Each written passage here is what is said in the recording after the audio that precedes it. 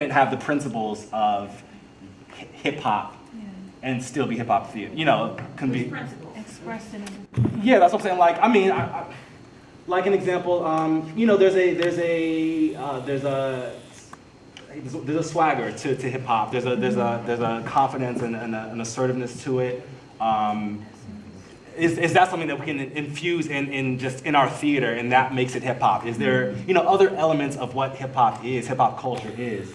You know, can we use those things in our theater, in other forms of theater that doesn't necessarily have hip hop in it, but still is hip hop in what it presents and what it's going for, and how it views the world and how it views the texts that we're given. Exist outside of that. Outside, exactly. You know, so I've been approaching my theater and the theater I've been creating from those perspectives. I look at music structure, I look at jazz, and I look at blues, and I see how when I'm writing plays, when I'm developing plays, when I'm directing plays, how those elements can be incorporated, how that legacy. I mean, because it's, yeah. So that's one thing. Yeah, and yeah, go ahead. I think yes. You know, and one of the first plays that comes to mind for me is a play like The Goat or Who is Sylvia by Edward Albee.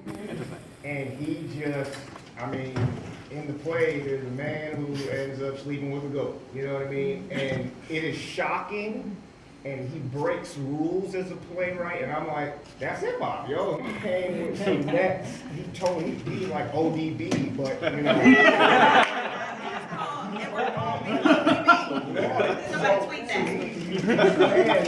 Make those connections now. Most audience members aren't gonna get that, but as an artist, if you make those connections, ultimately it's about that universal connection that transcends race, class, sex, all these things. That is at the core and essence of hip hop.